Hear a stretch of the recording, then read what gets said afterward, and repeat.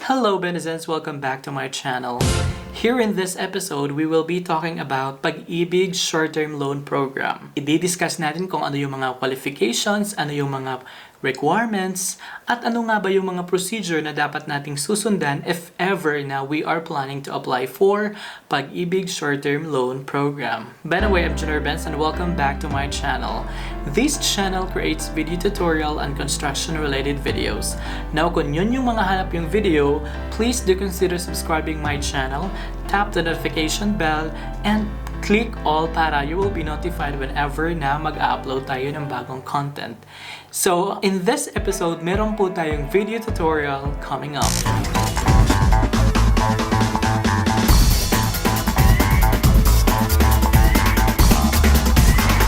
So, as what we've mentioned, we will be talking about Pag-ibig Short-Term Loan Program. So, ano nga ba itong dalawang short-term loan program ng Pag-ibig? Ito ay ang multi-purpose loan at ang calamity loan.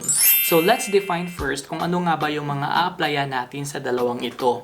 So, yung calamity loan is an in-cash loan facility to assist Pag-ibig Fund members who reside in areas declared under state of calamity and are affected of such disaster.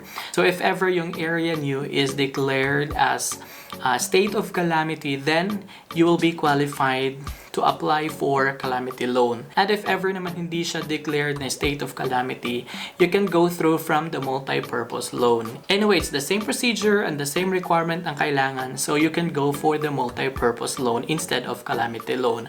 But here in this vlog, we will be talking about the calamity loan. Anyway, it's just the same. Diba? So basically, yung objective ng dalawang loan na to, itong short-term loan ng Pag-ibig, is to give an immediate assistance sa mga members nila para maka-recover doon, especially sa mga nasalanta, especially doon sa mga na-affected or na-declare ng mga state of calamity. At least somehow, mabigyan agad sila ng financial support. Ito nga yung ginagawa or ito nga yung in-offer ng Pag-ibig Fund. So ito yung calamity loan at multi-purpose loan. So, yung first question natin is, ano nga ba yung qualifications para masabi natin na we are qualified to apply for this loan program ng Pag-ibig? So, firstly, yung qualification is, kung sa calamity loan, it should be that your area na naka-reside ka, it should be declared as state of calamity. Either declared by the President of the Philippines or declared by your LGU or yung mga local sanggunian or local government unit naka-declare yung area nyo as state of calamity. And then number 2 qualification is dapat meron kang 24 months na hulog or 24 months membership savings. Hindi naman required yung 24 months na consecutive talaga yung bayad mo, pero just to make sure na meron kang minimum na 24 months na hulog, and then from the last 6 months meron kang 1 month na hulog or meron kang 1 month na savings from the last 6 months. So make sure na meron kang 1 month para mag-qualify ka to apply for this program. Then number 3, make sure na meron kang sufficient proof of income para to justify that you are able to pay for your loan. And then actually, pwede ito sa mga OFW, pwede mag-apply yung mga kababayan natin, mga OFW, at pwede ring mag-apply kahit na meron kang housing loan, outstanding na housing loan, as long as na updated yung payment mo for your housing loan. So make sure na updated lang yung payment mo, then you can actually apply for this short-term program ng Pag-ibig.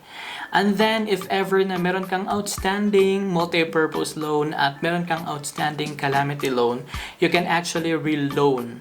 So, i-discuss natin yan later on kung ano yung mga kailangan para makapag-reloan ka for calamity or multi-purpose. So, those are the qualifications para masasabi natin na you are qualified to apply for this program. Yung next question natin is, how much may I borrow? So, magkano yung ating ma-loan sa Pag-ibig? So, basically, ang qualified members, pwede silang makaborrow or mag-apply sa calamity or multi-purpose loan. Ang ibibigay lang or i-grant ni Pag-ibig is 80% from your total Pag-ibig regular savings. So that means yung regular savings natin, it composed with the our monthly contribution plus yung contribution ng ating mga employers, if ever yung mga employers natin yung mga nagbabayad sa atin sa Pag-ibig, as well as the dividends na na-earn sa ating mga savings. So those are the accumulated value ng ating Pag-ibig regular savings. So 80% of that, yun yung ma-loan natin for Calamity and Multi-Purpose Loan. So yun yung nasabi natin kanina, if ever na meron kang outstanding Calamity Loan or meron kang outstanding na Multi-Purpose Loan. Ang mangyayari yan is, yung total amount mo, yung 80% na pwede mong i-loan, kung meron ka nang nakuha from the first loan mo, i-deduct lang yung value na yon from the 80% na pwede mong ma-loan, then yung difference niyan is yun yung ma-loan mo or ma-release for you for the second time. So basically, ang Pag-ibig ay magbibigay lamang talaga ng total amount from the regular savings mo ng 80%. So ganun yung mai-release na amount for your second loan or yung reloan mo sa Pag-ibig. At ito ang dapat nating tatandaan, magkano or how much is the Calamity Loan interest rate. So tatandaan natin na ang Pag-ibig, it will charge you 5.95% per annum. So that means 5.95% a year yung interest rate ng ating loan if ever na ma-approve tayo sa Calamity Loan or Multi-Purpose Loan. So ngayon ay pag-uusapan na natin yung mga requirements. Ano nga ba yung mga dapat nating i-provide sa Pag-ibig kung tayo ay mag-apply for these loans. So unang-una, of course, we need to have our application form.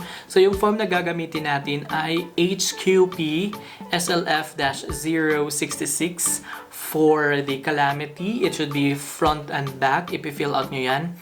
And then yung HQP-SLF-065, that will be for MPL or the multi-purpose loan. Number 2 requirement is at least you should have one valid ID. So it should be government-issued valid ID. Yun yung gagamitin natin. The number 2 is cash card. So make sure na meron kang cash card. It should be yung cash card mo is either Loyalty Card Plus issued by Asia United Bank, Union Bank of the Philippines, and Land Bank of the Philippines, or the UCPB or the United Coconut Planters Bank card. So dapat yun yung ating mga cash card. And then you should take selfie photo together with your valid ID. Dapat makikita yung signature and name sa ID mo. Then of course, you need to have your membership ID and the mobile number dahil gagamitin mo yun. And I will show you later on kung ano yung mga mini-mention natin na mga requirements for you to have a very clear picture kung ano yung mga dapat nating i-upload or gagamitin for this application. So here we go, let's have the procedure. So ano yung mga dapat nating susundan na mga procedure para maging successful yung ating application for Pag-ibig short-term loan, Calamity, or the multi-purpose. So first procedure is punta po tayo sa www.pag-ibigfund.gov.ph. So kung andito na tayo sa page na to, punta tayo dito sa Virtual Pag-ibig. It's either dito sa for member or pwede rin dito sa baba, Virtual Pag-ibig for member.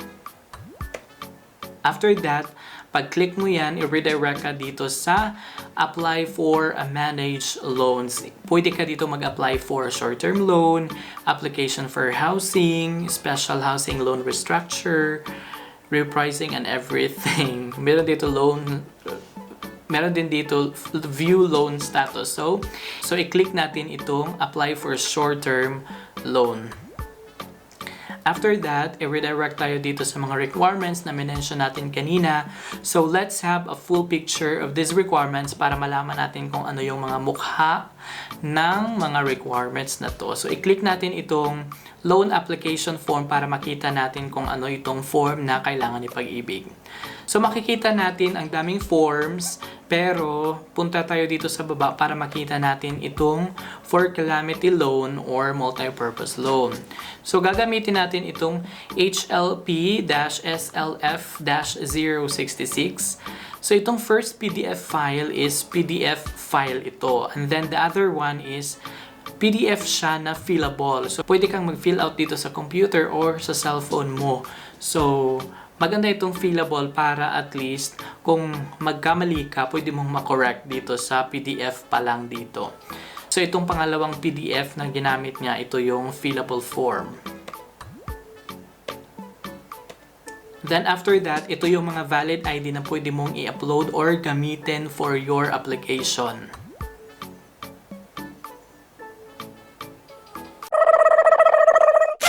And then, ito yung mga cash card na released by Pag-ibig from AUB, from Union Bank, from Land Bank, and from UCPB. So, ito yung mga mukha ng mga cash card na dapat nating gagamitin for our application. Then, this would be the selfie photo na ating gagayahin. So, after that, kung ready ka na sa application, i-click mo lang itong proceed. Then, i-redirect tayo dito sa application for short-term loan. So, dito ay i-click natin ang Calamity Loan at ilagay natin ang ating membership ID number. Then, validate your MID number. After that, lalabas agad yung details mo, yung pangalan mo ay lalabas automatically, and then, ang kailangan mo lang dito ay ilagay mo na lang yung mobile number at the same time yung email address. Then, i-click mo yung next. After mong maklik ang next, tatanungin ka, proceed on your application. So, okay. Then, you will receive a one-time password na isasend sa nilagay mong mobile number. Then, ilagay mo yung OTP na sinend sa'yo doon sa mobile number na ginamit mo. After that, click proceed. Pagkatapos nito ay dito na natin ilagay yung ating cash card details. So, yung number natin sa cash card, yun ang gagamitin natin. I-select natin yung tamang cash card na gamit natin at the same time, yung correct number ng ating cash card. Kasi if ever magkakamali ka, you will be prompt, sorry, we cannot find the details of your card you provided. For us to help you with your application, chat with us with clicking that chat icon at the bottom of your screen. So if ever naman correct yung cash card na ginamit mo, then you will be asked, before you proceed, please prepare the photos or scanned copy of your loan application and valid ID. So are you ready? Of course. So of course you are ready kasi utang to besh. So proceed. After that, you will be redirected to this application for short-term loan na ilalagay or i-upload na natin yung ating mga files na ginawa kanina. So take note of these very important details na kailangan nating observe. Yung maximum file ng ating mga PDF, it's either PDF or JPEG or PNG or BMP. So, dapat itong mga files na to ay maximum lamang ng 3 megabytes. And then, it should be in that format, PDF, JPEG, and PNG, and what is stated here. Then, mag-upload na tayo. Yung front side, i-upload natin. Then, yung reverse side, i-upload din natin together with our valid ID and the selfie of our valid ID. So, dapat naka-PDF or naka-JPEG or PNG kung ano yung mga nakasulat dito na file format. So, susundan natin to make it sure na talagang ma-approve yung ating mga loan. After mong ma-upload yung mga requirements, you will be asked, submit your application. So, of course, okay. So, pag i-click natin yung okay, you have successfully submitted your short-term loan application. And after that, you will receive a text message na confirming that you submitted the requirement or for short-term loan application. So, pagkatapos ng text ay mag-aantay ka na lang ng advice ng Pag-ibig kung kailan yung release or approve ng iyong loan. So, I hope na ma-approve agad para makatulong sa ating mga immediate na pangangailangan. Though it would be, depende, kasi kung talagang matagal ka na sa Pag-ibig, no, medyo malaki din yung maluloan mo. 80%, what is 80%? I hope that you learned something out from this video. Just follow the procedure so that talagang mag-success yung ating application for loan for Calamity and multi-purpose.